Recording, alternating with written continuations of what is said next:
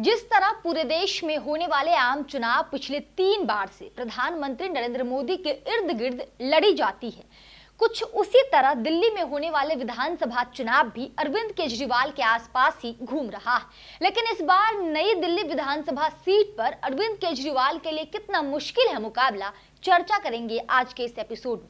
नमस्कार, बहुत स्वागत है आपका। आप देख रहे हैं टीवीजे मीडिया की खास पेशकश। मैं हूं आपके साथ शारदा सिंह।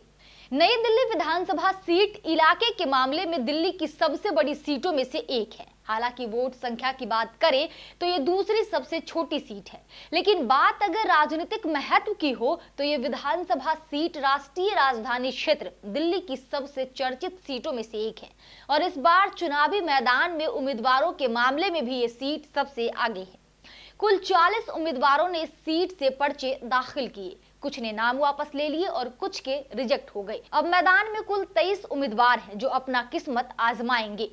आम आदमी पार्टी के संयोजक और पूर्व मुख्यमंत्री अरविंद केजरीवाल नई दिल्ली विधानसभा सीट से 3 बार विधायक रह चुके और इस बार भी इस सीट से उम्मीदवार हैं। इसके अलावा बीजेपी ने पूर्व मुख्यमंत्री साहिब सिंह वर्मा के बेटे प्रवेश वर्मा को यहां से उम्मीदवार बनाया है, तो कांग्रेस की तरफ से पूर्व मुख्यमंत्री शीला दीक्षित के बेटे संदीप दीक्षित को उम्मीदवार बनाया। अगर पिछले 3 दशकों के इतिहास को देखा जाए तो जिस पार्टी ने ये सीट जीती है, यानी कि नई दिल्ली विधानसभा सीट जीती है, उसी ने दिल्ली में सरकार बनाई है। 1993 में यहां से बीजेपी के कीर्ति आजाद विधायक बने और दिल्ली में बीजेपी ने सरकार बनाई। 1998 में शीला दीक्षित ने ये सीट जीती। दीक्षित 2008 तक लगातार यहां से जीतती रही और दिल्ली की मुख्यमंत्री बनती रही। 2013 में नई बनी आम आदमी पार्टी के नेता अरविंद केजरीवाल ने शीला दीक्षित को यहां से हराया। इसके बाद 2015 और फिर 2020 में भी केजरीवाल ही यहां से विधायक बनकर दिल्ली के मुख्यमंत्री बने। पिछले चुनाव में केजरीवाल ने यहां से 61.10% मत हासिल किए थे, जबकि साल 2015 के चुनाव में उन्होंने 64.34% वोट जीते थे। 2013 में जब केजरीवाल पहली बार यहां से चुने गए तो उन्होंने 53.46% मत हासिल किए थे। यानी केजरीवाल पिछले 3 विधानसभा चुनावों में हर चुनाव में 50% से अधिक वोट हासिल कर चुके। अपने उदय के साथ ही दिल्ली की सत्ता पर काबिज हुई आम आदमी पार्टी को अब तक दिल्ली में एक तरफा वोट मिलते रहे। पिछले चुनाव में पार्टी ने 70 में से 62 सीटें जीती थी, लेकिन अब लगभग 12 साल के शासन के बाद आम आदमी पार्टी के लिए दिल्ली में सत्ता बनाए रखना एक चुनौती बन गया। पार्टी के बड़े नेता भ्रष्टाचार के आरोपों में फंस चुके हैं, कथित शराब घोटाले में जेल गए। अरविंद केजरीवाल ने जमानत मिलने के बाद मुख्यमंत्री का पद छोड़ते हुए कहा था कि अगर दिल्ली की जनता उन्हें फिर से चुनेगी तभी वो सीएम के पद पर लौटेंगे।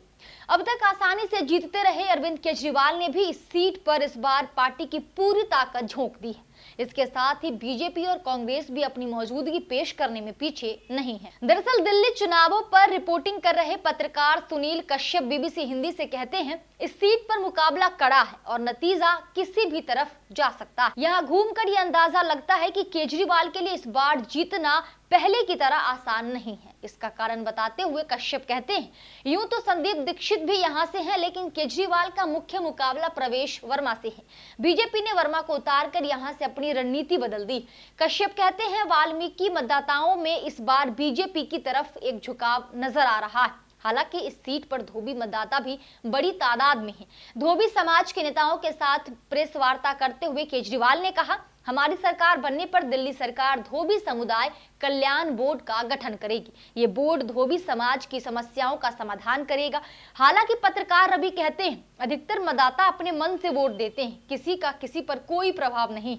लेकिन धोबी महासभा के नजरिए से देखें तो केजरीवाल ने वो काम कर दिया है जिसका इंतजार हम लंबे समय से कर रहे थे। पत्रकार सुनील कश्यप कहते हैं, केजरीवाल कोई कसर नहीं छोड़ना चाहते। अगर वो इस सीट पर चुनाव हार गए तो उनकी राजनीति ही दांव पर लग जाएगी। ऐसे में केजरीवाल हर वो कदम उठाएंगे जो मतदाताओं को उनकी तरफ खींचेगा। वहीं विश्लेषक इसे दूसरे नजरिए से भी देखते हैं। अब देखना होगा कि इस विधानसभा चुनाव में अरविंद केजरीवाल को जीत मिलती है या जनता नकारती है, ये तो आने वाला समय तय करेगा। फिलहाल इस वीडियो में इतना ही। मिलते हैं किसी खास एपिसोड के साथ, तब तक के लिए नमस्कार।